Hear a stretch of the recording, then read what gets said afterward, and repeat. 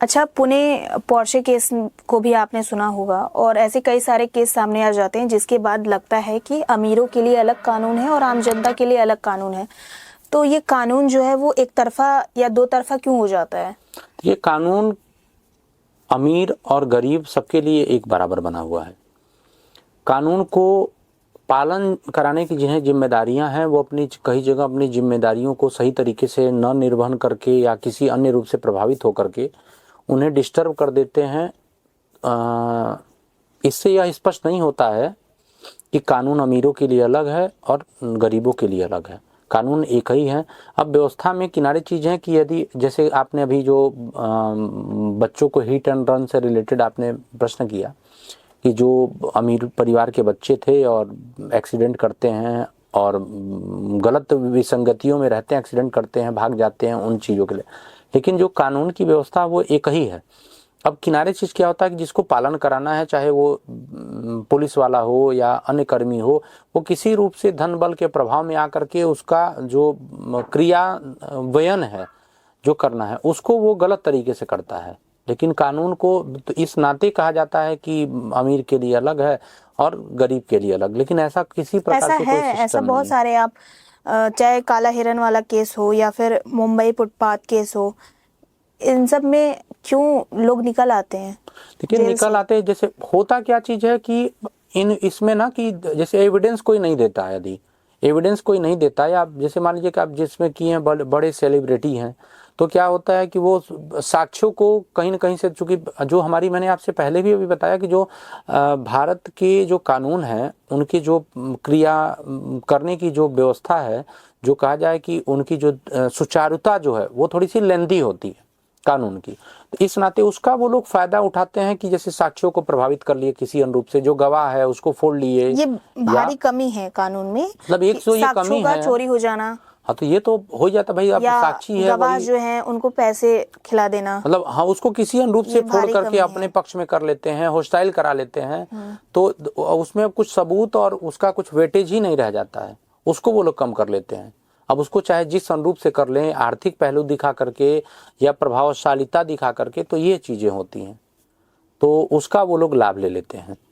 और उसमें कुछ रहती है, मान लीजिए पुलिस सिस्टम भी है, वो भी अपने कार्य को अच्छे से नहीं करेंगे, वो भी प्रभावित होकर के, तो उसमें भी हो जाता है, तो गलत फंस जाता है। अच्छा, पुलिस रिमांड में रखने के बावजूद भी क्यों इनकाउंटर हो जाता है? और क्यों, आपने भी देखा था कि अतीक अहमद को पुलिस रिमांड में रखा गया था, उसके बावजूद भी कुछ लोग आकर उसको गोली से मारकर चले जाते हैं। तो क्या पुलिस की गलती थी या ये साजिश के तहत दृष्टिकोण से, जैसे साजिश तो कैसा है? देखिए बेसिक दृष्टिकोण से तो यदि देखा जाए तो मतलब उसमें पुलिस की जो एक्टिविटी थी उसमें कमी तो थी ही थी, क्योंकि पुलिस यदि किसी को माननीय न्यायालय की अनुमति से या बिना अनुमति के अपने भी यदि किसी अपने रिमांड में रखी हुई है, अपनी व्यवस्था अपने कब्जे में ली हुई है, तो उसकी रक्षा, उसके प्राणों की रक्षा करना ये पुलिस का एक नैतिक धर्म तो सेकेंडरी है। पहला चीज है कि कानूनी धर्म है, और कानूनी धर्म का अनुपालन करना सभी के लिए बाध्यकारी होता है।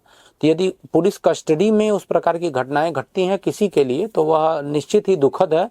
और उन पुलिस कर्मियों के विरुद्ध कार्रवाई भी हुई थी, उन्हें सस्पेंड भी किया था, अन्य विभागीय जो कार्रवाई है। क्या आपको लगता है कि योगी सरकार यानी कि उत्तर प्रदेश की जो सरकार है वो पुलिस को कुछ ज्यादा ही छूट दे दी है या सिर पर चढ़ा ली है? नहीं, कुछ चीजों में तो पुलिस को ज्यादा फ्री हैंड हो गया है, और उनकी, क्योंकि हाथरस में भी हिंदू धर्म के हिसाब से किसी भी जो बॉडी होती है उसको जलाया नहीं जाता है, फिर भी हाथरस में बॉडी को जलाया गया। और ऐसे कई सारे मामले सामने आते हैं। अभी मनीष गुप्ता का हत्याकांड के मामले में भी आपने सुना होगा कि एक होटल में उस व्यक्ति को पीट कर पुलिस के द्वारा मार दिया गया। और पुलिस के ऐसे कई सारे नाकामी भी सामने आती है। तो कुछ तो कमी है जो पुलिस को हमेशा कटघरे में खड़ा कर दिया जाता है। जैसे देखिए कुछ कमियां, जैसे जो अपने जो पावर होते हैं उनका लोग दुरुपयोग करते हैं, उस पर जो उच्च अधिकारी रहते हैं वो, जैसे कहा जाए ना कि अंधभक्त होकर के बैठे रहते हैं, कि जैसे यदि कोई दरोगा गलती कर रहा है और अपनी फीडिंग ऊपर के अधिकारियों को, सीओ को, एसओ को, एसएसपी को बता रहा है कि नहीं मैं जो कर रहा हूँ वो सही है और अन्य चीजें गलत है, उसको अंधभक्त उसका क्रॉस चेकिंग नहीं करते हैं। तो ये सब कमियां हर जगहों पे आती हैं। इन कमियों की चीज होते हैं। तो इसका एक बड़ी व्यवस्था हो गई है कि जो पुलिसकर्मी हैं तमाम, वो एक बड़े पैमाने पे लोगों को शोषण कर उसका धनार्जन करना शुरू कर दिए हैं। जैसे पुलिस का काम एक रक्षा करना, उसको रक्षक की जगह भक्षक बनता है, तो वो कार्य एकदम गलत है। अच्छा, पुलिस अगर केस फाइल ना करे तो उस सिचुएशन में हमें क्या करना चाहिए? देखिए, यदि कोई जाता है एप्लीकेशन, कोई अपराध होता है, एप्लीकेशन देता है थाने पर, पुलिस उसकी नहीं देती है, तो एक उसका प्रोसेस सामान्यतः है कि वो कचहरी आए, एक एप्लीकेशन बनवा करके एसएसपी को रजिस्टर्ड डाक से भेजे, उसकी रसीद और एप्लीकेशन लेकर के, पहले जो सीआरपीसी थी उसकी व्यवस्था 156(3) थी, वर्तमान में बीएनएसएस है, उसकी व्यवस्था जो है वो 173(4) के अंतर्गत कोर्ट से मुकदमा दाखिल कराए, या तो एफआईआर या तो परिवाद। कोर्ट में परिवाद भी होता है और एफआईआर की भी व्यवस्था जो है, तो उसके माध्यम से बाई कोर्ट की तरफ से मुकदमा दाखिल करा सकता है।